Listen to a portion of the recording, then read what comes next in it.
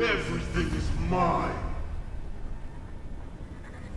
Yeah, Including you.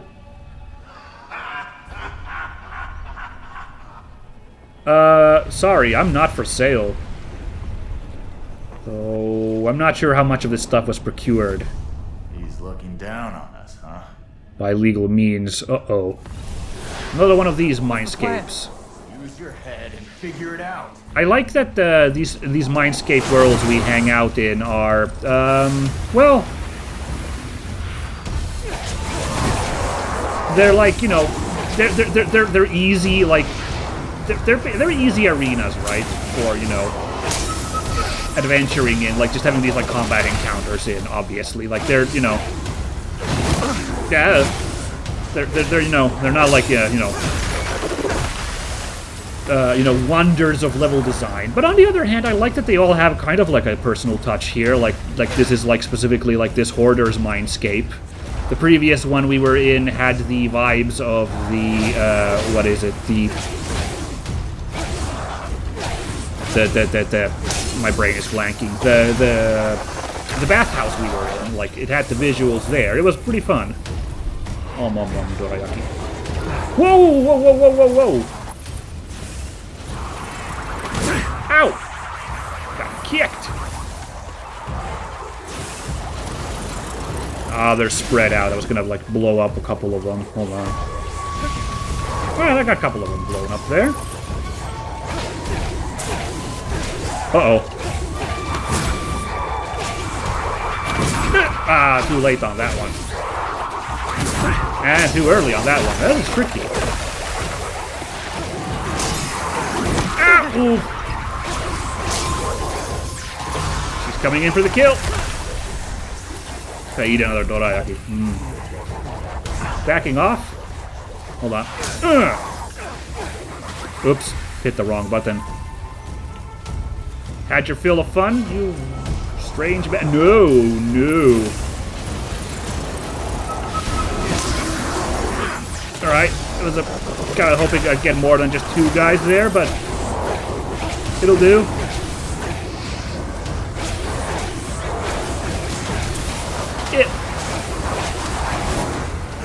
Whoa, ooh, this guy's styling. Hold on. Give me that.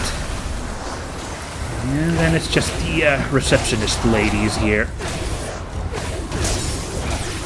Oopsie daisy. Madame, no kissies, please. Ah! That didn't do all that much. Come here. Merci. 3 rounds. We're done, right? Solid work. Now for that evil. It's an evil thing. Purge the Spectre. Apparently first we can get the... No, we can't. Okay, they're messing with us, those spirits. Except this one, maybe I can get... No time to help them right now. Oh, okay. Wow, actual dialogue calling you out for that. Everything is mine. Oh, you know, they're the ghost that the guy sucked in. I just now realized. Kind of cool. Anyway, yeah, you are long overdue for this, sir. Ooh, that doesn't look very pleasant. Let's put him out of his misery. Bloop. Whoa.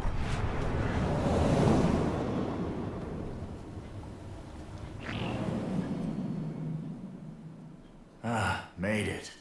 See? Told you I was on it. Easy for you to say. It's my body on the line.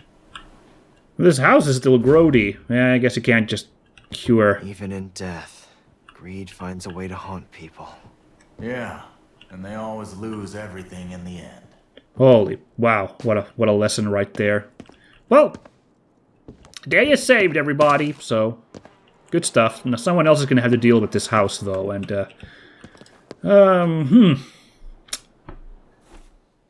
hope they have decent sanitation. Yeah, here's where the ghosts now Wonder where the are. stuff that didn't come back ultimately went. Hell if I know. But it can't just disappear. That's Probably ominous. all showed up somewhere else. Weird. Okay, does that mean stuff is spawned around the world? I don't know. Oh, the mission's complete, but obviously we can have a chat with the other ghosts. Finally gone. About time. This guy's attitude is funny. Alright, you're safe to go. You're satisfied that that guy is dead. I kind of want to get the... Ooh.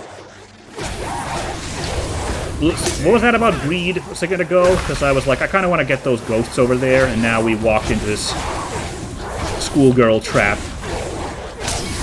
Come here. Ah! Woo! Ho-ho! Nice. You're making me proud. Remove affliction. Oh, right, this happens sometimes. So sometimes the ghosts have, like, these weird... well, crutches, I guess, stuck in them, so we just have to do like this little mini game before we can suck them up to safety. Like so. But these guys are okay. Dare I look inside the porta potties? I dare, but there's nothing in there. Good, good. Ah, another more inclement weather. Huh, just keeps happening. Alright, let's go tell the other guy that the house has been cleaned. Finally, I can go back home. Yeah, it's all good, my man. Alright, so, to review, there's one more side quest available. Actually, two, my bad, but they are out of the way, and I've talked about my plans for adventuring, so we're just gonna let those sit. If the main quest happens to drag us there, or let's say a side quest happens to take us that a ways, then, you know, we'll pop in to do these quests as well. Karakasa Kozo sounds fun, because that sounds like another adventure in the world of mysterious yokai. But, we're gonna let it be for now.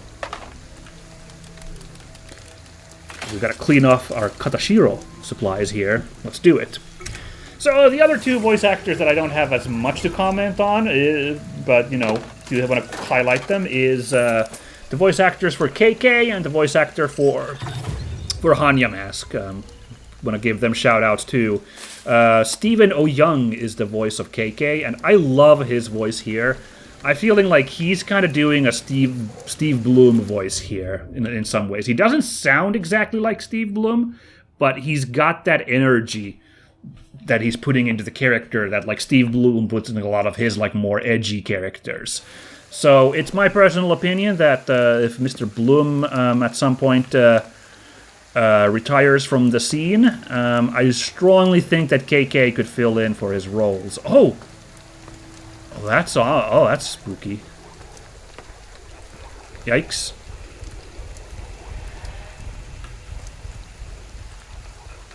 Perfect hiding place here. That was an interesting visual. I liked it. Whoop. Now, I don't think I can get them with a quick purge, so let's double core. Ah! Oops! Oh, I didn't mean to use another one. That's a little overkill. Forgot to switch weapon. Wow, that fourth one. Don't know where that one was hiding. That scared me, actually. Proper little jump scare there. Yoicks. Yeah, so Stephen O'Young, who provides the voice of KK, and I think is great. That'll do, I guess. Got plenty of roles in TV and a lot of voice acting credits. The one big thing is that he was Mr. Negative in the Sony Spider-Man game, Marvel Spider-Man. And that's great. I loved his work as Mr. Negative. He really brought the character to life. And the thing is that,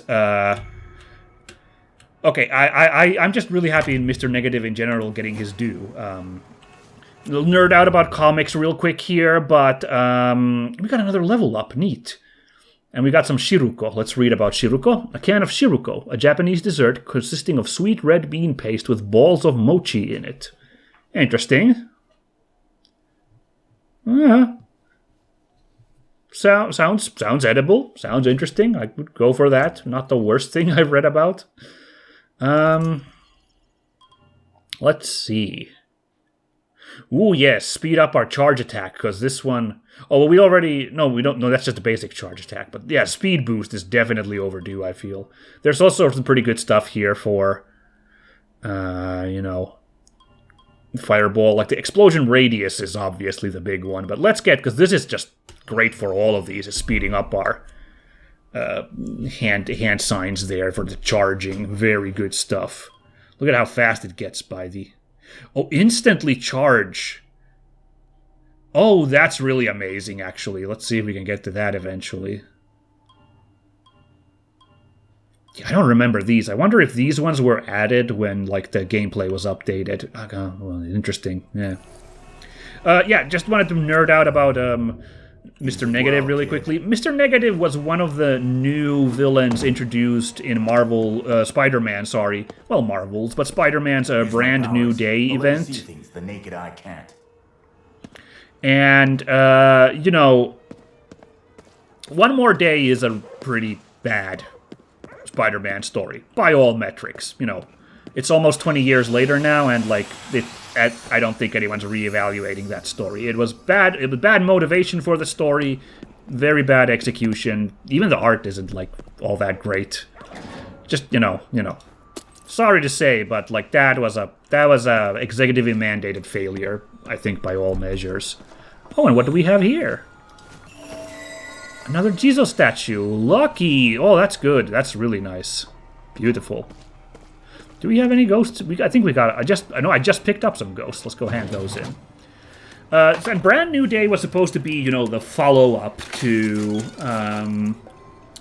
follow-up to One More Day. And it was supposed to be like, here's the brand new start and a bold new direction for Spider-Man. And obviously, because of how bad One More Day was, Brand New Day came under some very heavy scrutiny. And it was not well regarded by fans either, because fans were like, you better do something really amazing to justify how bad One More Day was, and they didn't. And yeah, I'm not gonna actually stand up for a Brand New Day here too much either. I don't think a lot of it was worth it there either. And I don't think, their one thing was we're gonna introduce a bunch of new Spider-Man villains. A lot of them didn't land super well, I don't think. Freak was a pretty... Not a very good Spider-Man villain at all. But Mr. Negative, I thought... Mr. Negative was the very first new villain introduced, and I thought he was a pretty cool character concept. His backstory and his like, let's take a look around. Connection to Aunt May and Peter was like, oh, okay, that's interesting. And, he just had a cool vibe to him. So, Mr. Negative, I thought, was, Mr. Negative, I thought, deserved better. Like, I think the character deserved a chance. Like, it's too bad that he had to be introduced in such bad circumstances as Brand New Day. But I thought that, he deserved a second chance. And that's actually what I'm really happy about the Spider-Man Sony game. I mean, there's a lot of stuff to be happy about the Spider-Man game, obviously. Like, it's a really good take on Spider-Man. But for my money, the standout thing is how cool Mr. Negative is in it. Like Mr. Negative is kind of redeemed, as a character. He's still obviously he's pretty heinous villain in that story. But now without all that One More Day baggage attached to him, I think he got a chance to be a cool villain. And Stephen O. Young, big freaking help on bringing the character to life. I really enjoyed his work as, is it Martin Lee is the name of Mr. Negative's civilian name? I don't quite remember, but no. Anyway, here is Neri Yokan. What is this? This looks bizarre. This looks like someone froze gelatin, like froze a blob of jello. What is this? The most popular kind of yokan, which is a firm type of gelatin made with a liberal amount of agar. That means nothing to me. But I know what gelatin is, so apparently I was correct. This is just a block of jello. Huh. The kanji used to write the word yokan are thought to originally refer to a kind of Chinese sheep soup. When the dish arrived in Japan in the late Edo period around the 19th century, agar was subsequently added to the recipe, transforming it into the delicacy as we know it today. Okay, I'm pulling my phone up now. What the hell is an agar? I'm sorry, I can't move on from here unless I find out what the frick this agar is. Because I'm having trouble like contextualizing. Is this a sweet? Is this like head cheese? Like it's supposed to be like more savory food? What is this thing? Huh?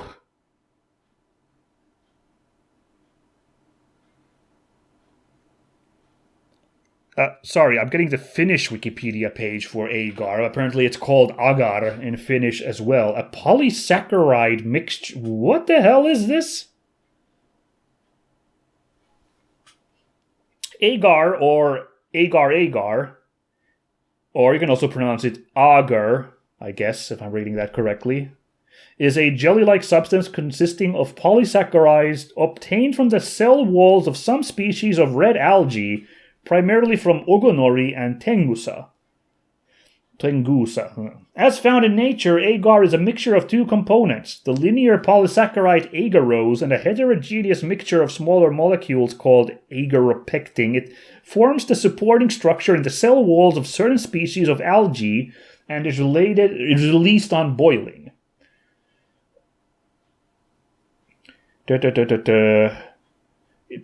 agarose. Agar has been used as an ingredient in desserts throughout Asia and also as a solid substrate to contain culture media for microbiological work. Okay, so agar can be used as a laxative, an appetite suppressant, a vegan substitute for gelatin. What the hell is gelatin made out of then? A thickener for soups, in fruit preserves, ice cream, and other desserts, as a clarifying agent in brewing, and for sizing paper and fabrics.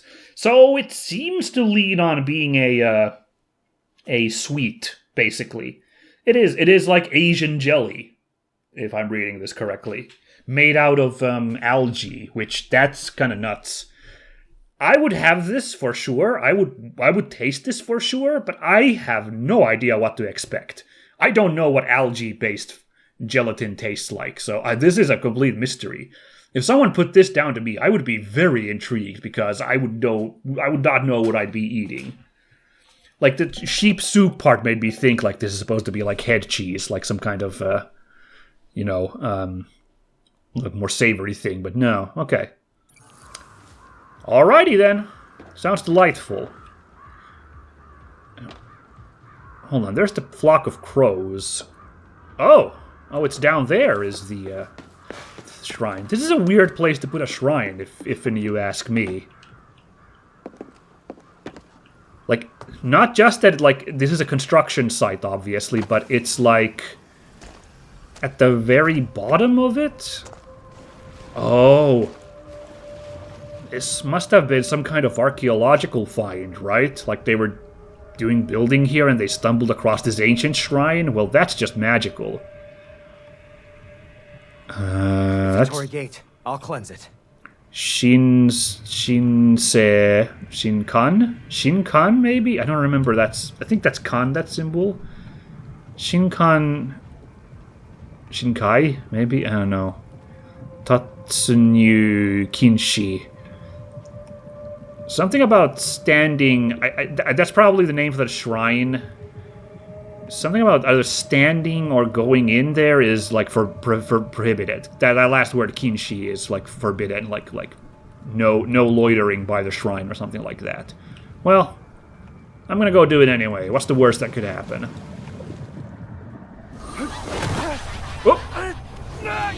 Oh!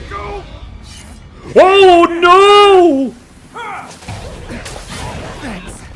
Save it. Here it comes. This is a boss fight, everybody.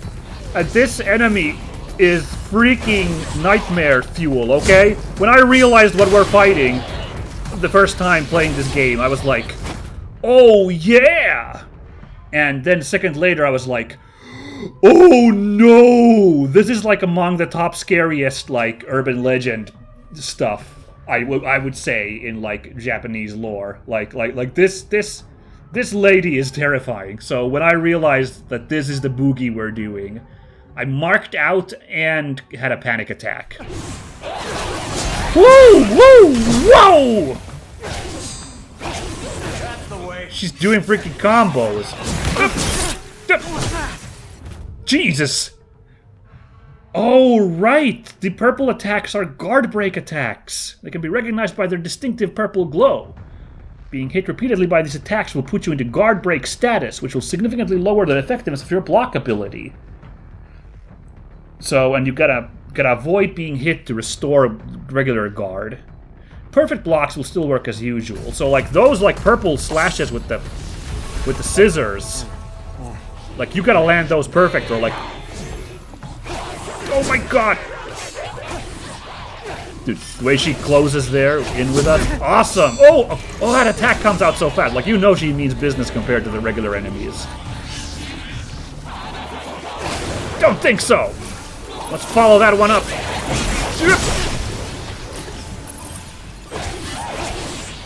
That was too close. Okay, got her. Sweating bullets. Yeah, KK was freaked out. So let's read. If you don't know what this character was, allow me to enlighten you, folks. This lovely lady, which might slightly remind you of Lady Dimitrescu from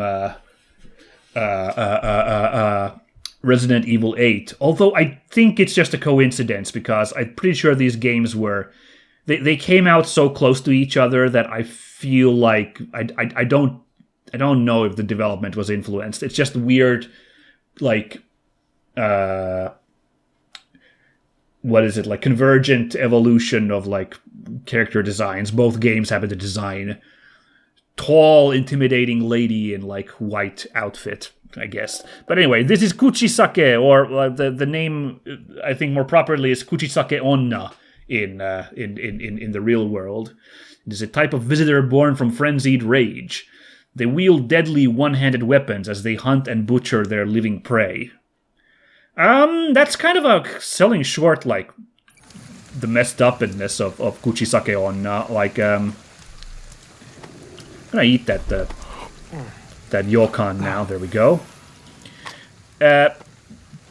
So the urban legend goes, you're approached by this lady who has her mouth like covered up, or possibly kind of keeping back so you don't see her mouth properly. And she confronts you with the question, am I pretty? And if you answer yes, which, you know, is the polite thing to do, she will get closer to you and reveal that she has basically, you know, a Glasgow kiss. So her cheeks are sliced way open and bleeding profusely. And she'll give like a horrifying grin at you. And she will ask, do you still think I'm pretty? If you have the, probably at this point, rational reaction of, oh my god, no, she will, in a fit of rage, as mentioned in this bio, stab you with a pair of shears and kill you. If you somehow manage to still play the, like, you know, the polite vibe and be like, yes, she will instead be like, well then, I'll make you as pretty as me. And she'll just slice your cheeks open. And apparently you will also die then as well. So, you know, what I find horrifying about this is the imagery and the fact that you can't really do anything, right? Like, she gets you, and you are in fact doomed. Like both answers just lead to you getting stabbed with scissors. It's, do you want to get, like, you know, freaking filleted by them, or do you want to get your cheeks cut open? It doesn't matter. She's gonna get you. Which is pretty terrifying. Alright, this is our third weapon, Water Weaving. It's an attack with aquatic blades that strike a wide area, making them deadly at close range. Charging the attack will launch a wave that cuts through visitors. So, in video game parlance, it's the shotgun. Yeah, we got the shotgun after the rocket launcher for some reason. It's kind of a strange choice, but so it goes. Now, if you're wondering, I don't want anybody to be left with nightmares about Kuchisake Onna here. Although I feel like my description didn't do justice to how like creepy it is. Like I'm like ugh when I read about the concept. There is supposedly a way to outsmart her. You know, there is a secret way to beat her, which is, I don't know if you can do it like already in the first round of questions. But at the second critical one, where she comes up, reveals her horrific maimed face, and challenges you about her like prettiness. Apparently, the way to defeat her is you give like a really non-committal answer, or like a really like middle of the road neutral answer of like, I mean, you're okay, you're so, you're pretty average, you're like you know. You got no problems from me. You're all right. I don't know if you're like a 6 out of 10. I don't know how you're supposed to do it. Apparently, this will befuddle her so badly. She's be like, wait, what? Huh? That she's gonna be stuck processing your answer, and that's your chance to basically run away from her, and like survive the terror of the Kuchisake Onna. So, first of all. The obvious answer is she's not real, because that's just a ghost story, but, if you're a believer, and you're worried that one day this spooky lady might come after you, that's my secret trick for getting out of it. And it's not very secret, because I, heard it online, but, Anyway, we got a KK report, the King of the Loan Sharks. Lovely, let's read up on that. We got some skill points for that, too. Great. 20 skill points, my god. But let's read this story first. The fortune teller called out to me while I was roaming the streets. He tried to lure me in with some hokum about seeing good fortune in my future, money coming my way, crap like that. The guy was clearly just fishing for a sucker to drain the cash out of. In any case, I had a pretty good reason to doubt he could see anything. He had a bound spirit floating right behind him, and he didn't have a damn clue. The spirit started spilling his life story to me, telling me how he fell into ruin after constantly borrowing money from crooked loan sharks. Like there aren't any sharks on the up and up. Tragic, if nothing unusual by itself. No, the part that caught my attention was that several employees who worked at the moneylender all died at the same time on company property, out of the blue. They all died with looks of sheer terror on their faces, like they'd seen something they shouldn't have. I decided to check out the building where it all happened. Inside the ruined remains of the office was the boss of the whole enterprise, dressed to the nines and looking damn well pleased with himself. Surprise of the day, turns out he was a monster in disguise. A damn nasty one at that, too. He had a big mallet thing he was swinging around. If that thing had been an Uchide no Kozuchi, like in the old fairy tale, then maybe that fortune teller would have been right, and I'd be swimming in money right now. Nope, it was just a plain old mallet, and all I got for my trouble was some bruises. Huh. That's giving some They Live vibes there, right? That's probably not what they intended, but, just kind of vibes of like the evil yuppie guy who turned out to be a spooky ghost with a scary hammer, which surely we won't have to deal with that at any point. Hey, our ethereal weave got a free boost because we've now unlocked water weaving here, so we can, fire 2 shots at a time, huh? Interesting. But yeah, we can up our water stuff now. But now we can let's get something for our equipment, I guess. Oh, why the heck not? Let's increase our capacity boost for our consumables. And then anything in our regular abilities. Increases the HP restored by enemy core extraction to 10. Huh, I didn't realize that even restores stuff. Interesting. Oh, I hadn't actually gotten ground core grab. I've been going for that a lot of times now, but I was just planning on getting it. Oh, that's fun. Oh, there's so many fun abilities here. Oh, what? There's a dodge option? Oh, that sounds great. Oh, I'm going to get the ground attack, though, because I'm doing pretty good footsies without using dodge. But that's next, actually. I want to do some dodges. Sounds awesome. And then you're going to get mid-air dodges? No way. That's sick. I really don't remember this being in the game. I feel like stuff has been added here, yeah? Wow, this is so cool, some of this stuff here. Cool, cool, cool. Hey, that's not half bad. Yeah. Alright. Now, speaking of the Kuchisake on here in the video game, like, that introduction was fantastic. Like, I love... Ooh. Oh, that again, huh? I love that, you know, that cheeky little, like... Oh, side mission. A kappa? Are you kidding me right now? An actual kappa? This I've got to see. Go to the South Station exit. That's where the entrance to Kage. It's fight time! Oh, right, the freaking shotgun, right. Doing pretty good damage. Oi! Quick grab!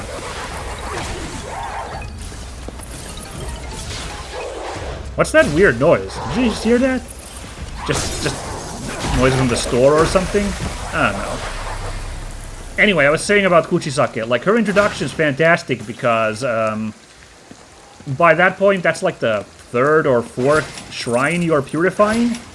And you're kind of used to the mechanic already. So it's such a good surprise that you're interrupted before you even get to do it. Like, the first time I played it, I was really confused, like, that second when the, like, prompt doesn't come up for the, like, doing the hand sign for, or doing the purifying thing. I was like, what's going on? And then that hand grabs you from behind. That's a solid jump scare. I really love that. It was a really good vibes there. And, you know, then, of course, it being one of the most famous, you know, one of the most famous villains of, Japanese urban legendary, you know, just like the cherry on top. What the? Wasn't there a girl up here?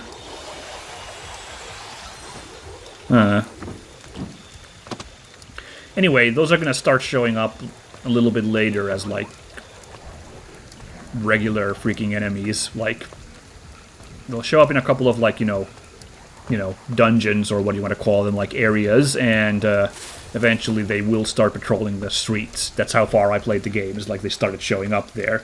Not fun. Anyway, here we are. Shibuya Station. Construction Labyrinth. Like everywhere. Right now. Yeah, oopsie, cut off the line. Yeah. It's, this place is kind of under production. With Shibuya's rush to redevelop the area, it's no surprise that construction sites are everywhere. Half-completed roads will often lead to dead ends, and anyone wandering into an area under construction is likely to feel like they've gotten lost in a maze. I know. Yeah, no kidding. Don't let it get to you. But here we are. You could say we're kind of at the start of the game, honestly. Not quite, but like we're almost there. This is the main thoroughfare, and there's Shibuya Scramble right there. So eventually we'll reopen it, but first we gotta explore Shibuya Station. It's such a big station, it stretches down from here to here. That's why I said that we're kind of back here. Kind of, in a way, you know, if you want to say it. Here is a real-life bus station here. I remember that much, so this is pretty accurate here. Again, the whole Shibuya crossing area is very lovely rendered. I remember this building very well right here. And, yeah, Shibuya Station, pretty accurate. But I'm looking at my clock, and I once again had a bunch of stuff to yammer about today, and I feel like we could have made better progress, but we didn't. Sorry, guys. But hey, we did 2 lovely exorcisms today, and we had a spooky encounter with that intimidating lady with the shears. So next time, let's unwrap. Okay, actually, yeah, I don't think we actually can go in. If I remember correctly, we have to follow the path around there to wrap around and start our rise from the other side. That might actually be how it goes. People, no trains. This place is a ghost town now. No kidding. Huh, another one. I guess we'll read this and then end the episode, okay? One more as a little passing gift to you folks at home. Shibuya Station, a major railway terminal that links many of Tokyo's transit lines. It is among the most widely used stations in all of Japan and is often found with large crowds milling through at all hours of the day. Yeah, it's a pretty big deal. At some point, I've been told that Shinjuku Station, to the north from here, would be the most busiest. Like, in fact, someone said it might be the busiest train station in the world. I don't know, I have seen it. It's pretty full of people on the average weekday. So I can certainly believe the idea. But, yeah, Shibuya Station's nothing to sneeze at either. They're both pretty big hotspots for transit. But yeah, as mentioned, next time we are going to wrap around, go over here, climb this place, try to get to that observation deck, and figure out what our next plan of attack is. Possibly clear this shrine, and possibly encounter a kappa. I'll believe it when I see it. And yeah, we're going to have a good time all together, as you might surmise. Thanks for watching, everybody. Catch you next time. Bye-bye.